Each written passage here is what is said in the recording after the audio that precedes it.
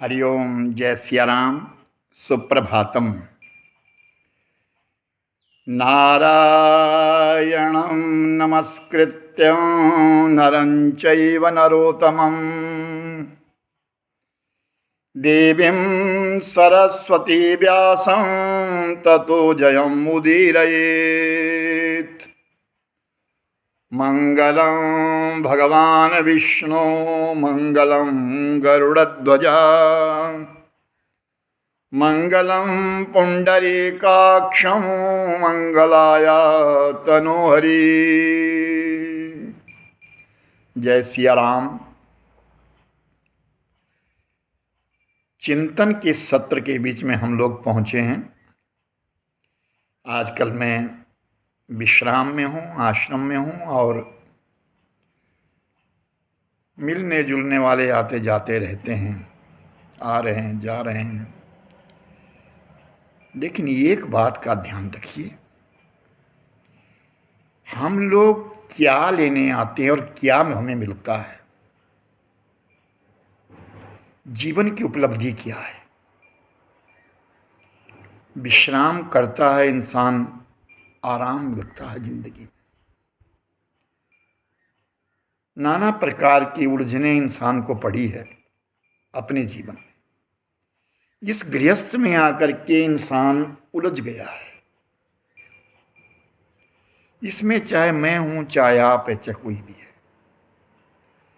जब किसी प्रभु स्थली पर जाते हैं, किसी आश्रम में जाते हैं जहाँ तप साधना का केंद्र है, तो मन को विश्राम मिलता है, शरीर को विश्राम मिलता है। चिंता हटती है थोड़ी देर के लिए, फिर इंसान उलझ जाता है। आज मैं एक विशेष बात कहना चाहता हूं आपसे। क्या? हाथ में कुशा, तिल, जौ, चावल इत्यादि लेकर के संकल्प को पढ़ने से, जिसमें कि गोत्र का नाम, अपना नाम, देश काल का नाम, वस्तु का नाम, हम जो दान करते हैं क्या वही दान है? नहीं। मन, कर्म और वचन, हमने जो मन में धारणा कर ली वो संकल्प, वो भी एक दान है। हमने जो अपने हाथों से किसी को दे दिया वो भी दान है। और वचन, वाणी से दे दिया, कह दिया, वो भी एक दान है। ये जरूरी नहीं है कि हम संकल्प करके ही बैठे और संकल्प करने के पश्चात ही हम दान देंगे, वही हमारा दान लगेगा, वही हमारे दान का महत्व होगा। नहीं, आपने वाणी से कह दिया वो भी दान है, मन से कर दिया वो भी दान है, हाथों से संकल्प किया वो भी दान है। लेकिन इसका स्तर है। शास्त्र विधि के अनुकूल किया हुआ दान जन्म जन्मांतर में प्राप्त होता है। मन से किया हुआ दान कुछ काल के लिए उपनित मिलता है, और हाथों से कर दी हुई सेवा कालांतर के बीच में, वो भी जन्म जन्मांतर के बीच में 7 पीढ़ियों तक ग्रहण किया जाता है। बौद्ध भिक्षुक, जिनका नाम था आनंद, वो आनंद भ्रमण कर रहे थे। भिक्षुक एक जगह नहीं, कहते ना, जोगी रमता भरा, जोगी रमता भला और पानी बहता भला। अगर जोगी एक जगह रुक जाए, किसी आश्रम में ठहर जाए, किसी मंदिर में ठहर जाए, किसी कुटिया में ठहर जाए, तो मेरे भाई बहन कुछ दिनों के पश्चात लोगों को उससे मन हट जाता है, भर जाता है। उसी प्रकार पानी भी अगर एक जगह खड़ा रह जाएगा तो उसमें गंध पड़ जाएगा, उसमें सवाल आ जाएगा, दुर्गंध आ जाएगी। तो कहें कि जोगी हमेशा चलता फिरता चाहिए, वो चलता रहे, चलता रहे, चलता रहे, एक जगह ना टिके। आनंद भी भ्रमण कर रहे थे। बौद्ध भिक्षुकों का यही कार्यक्रम है कि वो चारों तरफ घूमते हैं और सबको उपदेश देते हैं। कौशल नरेश के पास पहुंच गए। कौशल नरेश बड़े अच्छे, नरेश अच्छे राजा थे, बुद्धिमान थे। तो बड़ा आदर दिया, सत्कार किया, खाने पीने के लिए वस्तु लाई और रहने के लिए एक कमरा दे दिया गया, जिसके बीच में हर सुविधा दे दी गई जो एक साधु को चाहिए। आनंद रहने लगे। राजा नरेश ने, कौशल नरेश ने कहा कि मैं कुछ दिनों के लिए बाहर जा रहा हूं, आप यहां रहिए और सबको सदुपदेश करिए, मेरे परिवार को उपदेश दीजिए, मेरी प्रजा को उपदेश दीजिए। तो आनंद उपदेश देने लगे, नाना विधि प्रकार के उपदेश देते हैं। और एक दिन मन में विचार किया कि अब मैं जाता हूं। जाने के लिए तैयार हुआ, संयोग बस उसी समय कौशल नरेश आ गए। तो आनंद ने कहा, महाराज अब मैं जा रहा हूं, आप आनंद में रहिए, सुखी रहिए। तो राजा कौशल ने बहुत सारी भेंट दी, जिसके बीच में वस्त्र बहुत दिए। आनंद ने वो वस्त्र ले लिए, चले गए और साधुओं के बीच में चलते चले गए, कई जगह चले गए, घूमते रहे, भ्रमण करते रहे। लेकिन कौशल नरेश को बात कुछ खटक गई। क्या? कि बुद्ध महाराज ने कहा था कि मेरे जो भिक्षुक है वो 3 वस्त्रों से अधिक अपने पास न रखें, और मैंने तो ढेर सार दिए।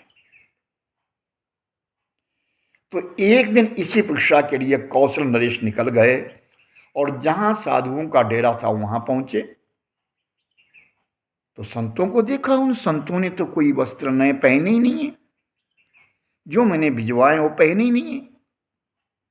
आनंद को देखा, आनंद मिल गया, आनंद ने भी नए वस्त्र नहीं पहने।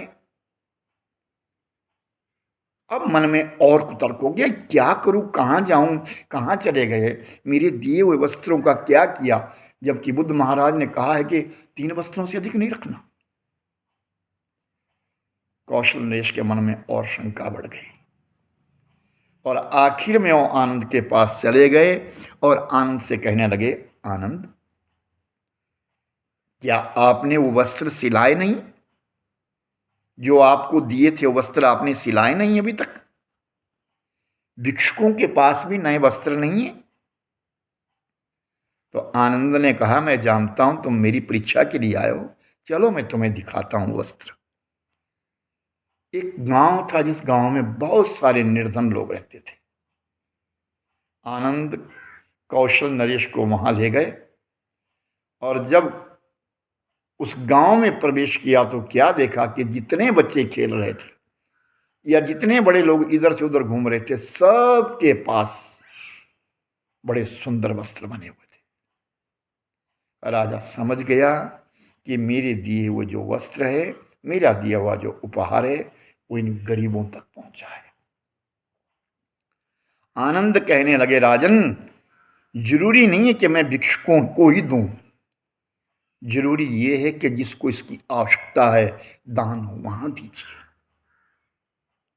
जहां दान की आवश्यकता है वहां दीजिए, गरीबों में दे दीजिए, अनाथों में दीजिए, आश्रितों में दीजिए, जो दूसरों के लिए, जो दूसरों के बल पे जीते उनके दे दीजिए।